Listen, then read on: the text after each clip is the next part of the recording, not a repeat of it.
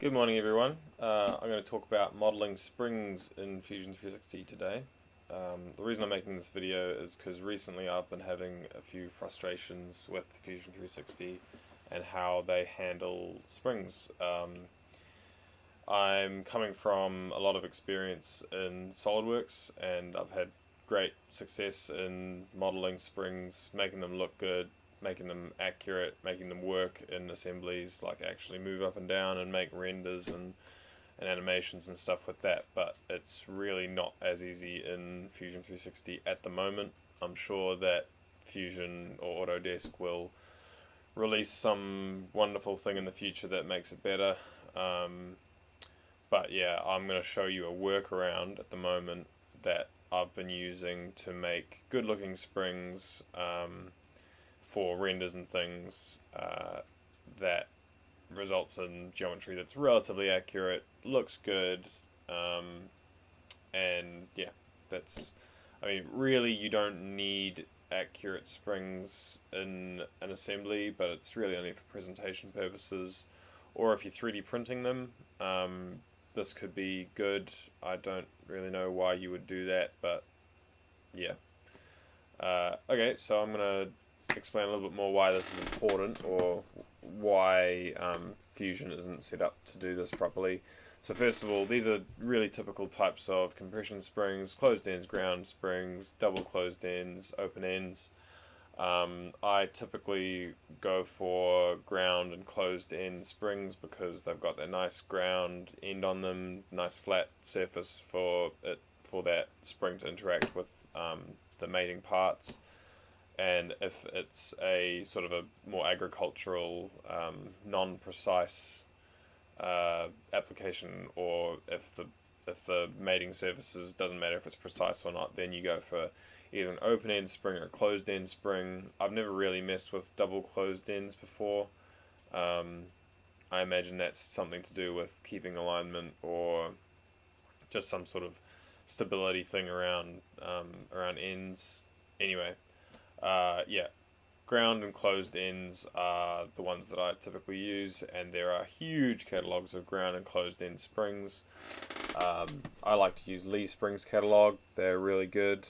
You can see they've got other types of springs, but again, we're doing spiral compression springs today. Yeah, they've got a huge catalog of springs that you can go and pick something from. I'll just chuck in a random number. Bigger the number, bigger the spring. So yeah, these are some relatively sizable springs. I'll use one of these later on in the video as the example spring that I'll model. Yeah. So the other thing is just have a look. There's other types of springs that are. This is a closed end, multiple closed end coil spring that has ground ends as well. You can see on the end there, it's got a nice flat mating surface, and I think this is an automotive application spring. So yeah, there's lots of different types of springs, and suffice to say that the coil command that is given in Fusion at the moment sucks when you're trying to make something like that. So the workaround is, just fix my laptop here. Sorry, you might be able to hear the laptop fan. I'm not using a nice desktop at the moment. I don't have access to one.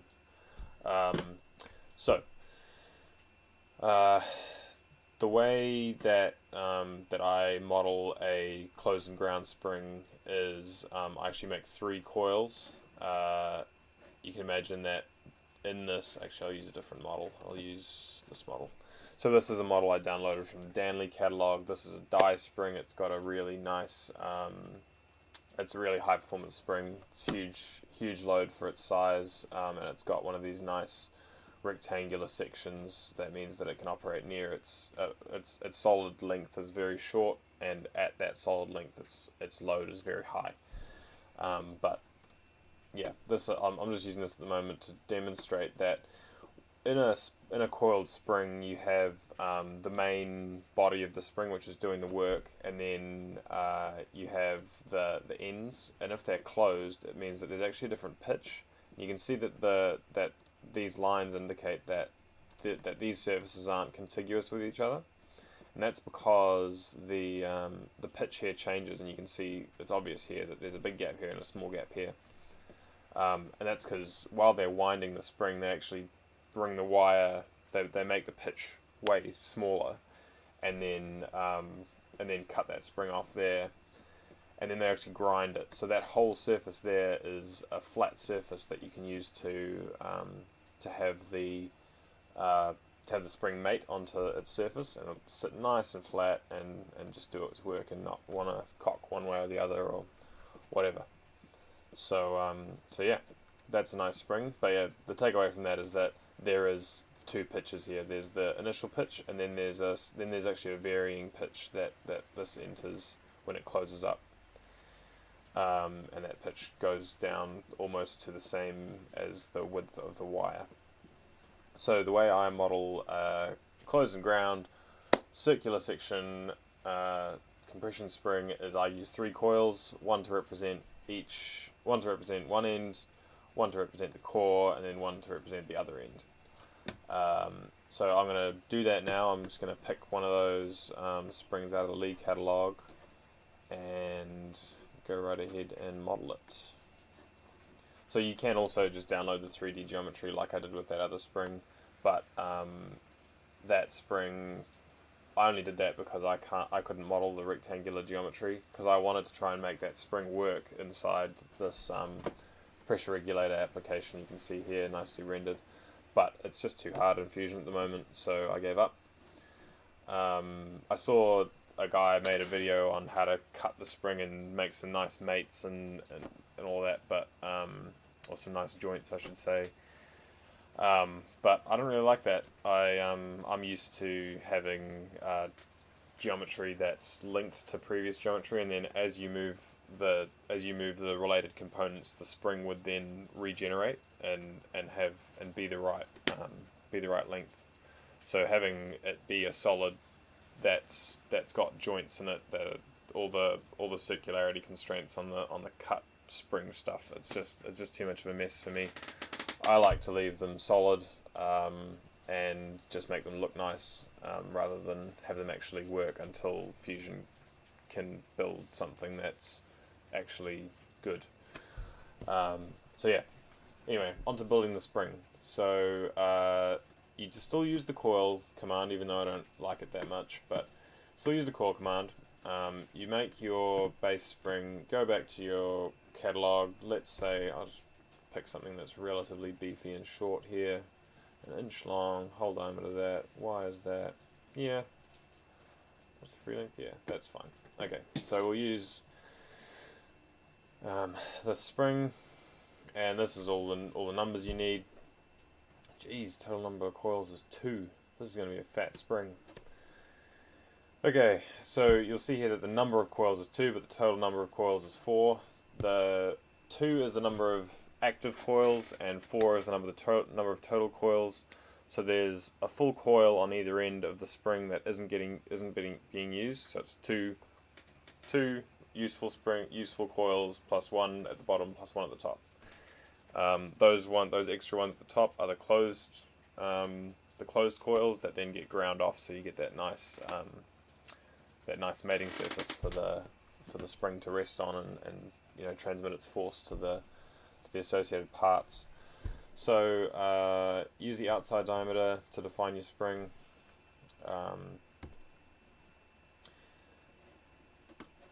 So check the diameter and then make sure you're on the section position inside, because we're defining the circle as the outside of the spring. You want the circular profile to happen inside that outside diameter. Revolutions, yep, 1 is correct, because we're going to do the bottom coils first. The bottom coil first, that's then going to be ground, and then build the other 2 coils on top of that. So the section size, I'll grab from the side again.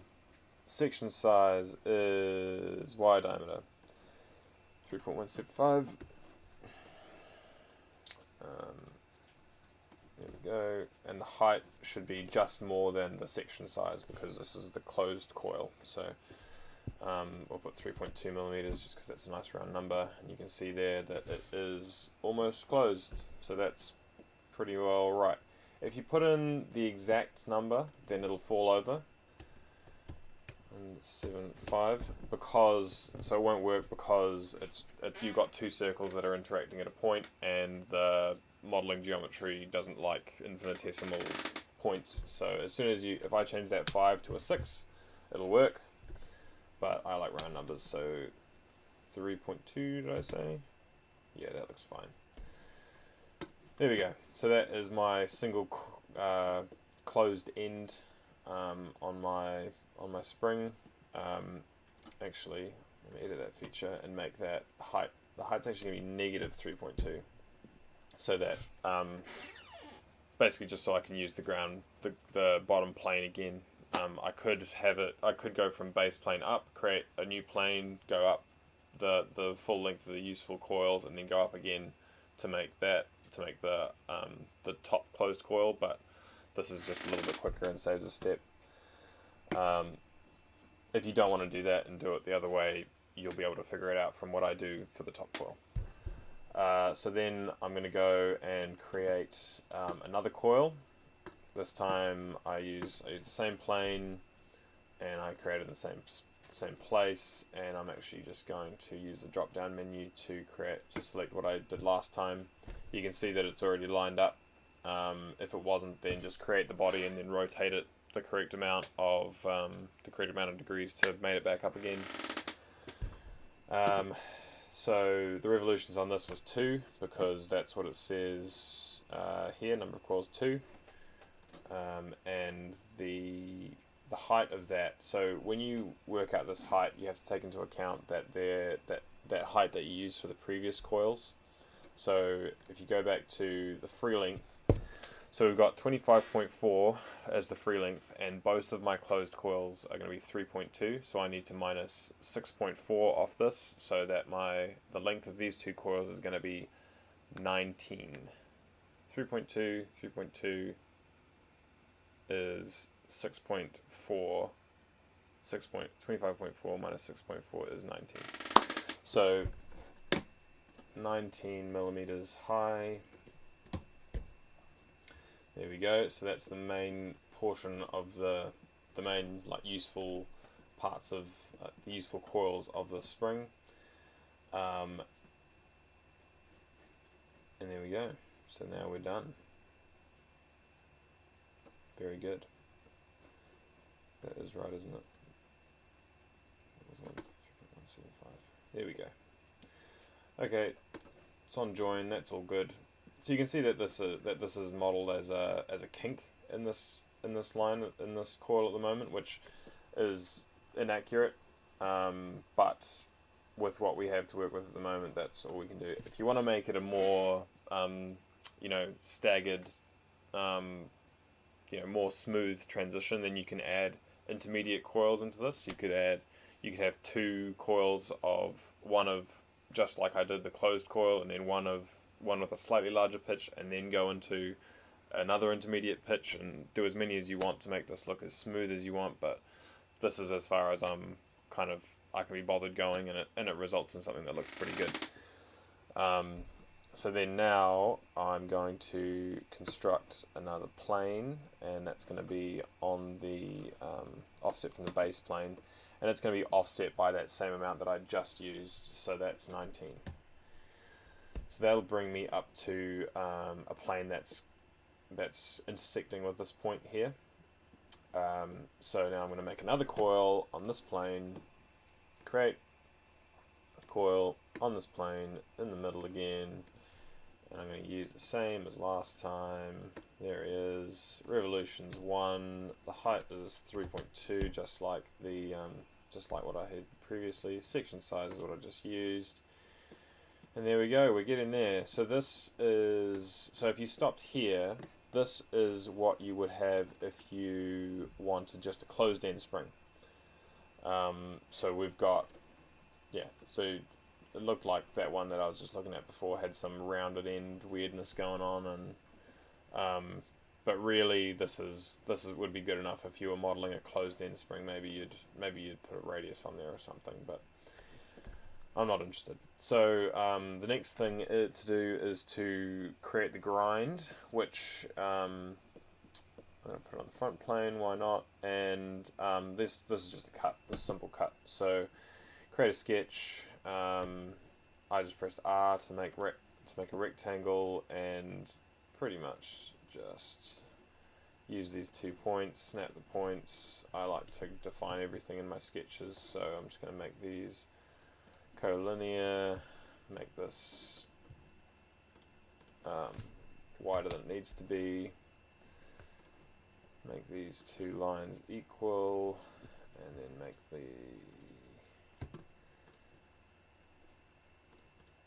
bigger than they need to be. So this is just a grind to get rid of the additional material on top of the spring and actually bring them to the correct size, because right now there's an additional full diameter of length on the spring when you compare it to what's written in this table.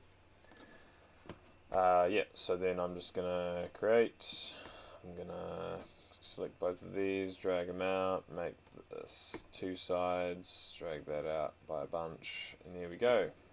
Do the cut. Boom. Here we go. That is a closed and ground spring.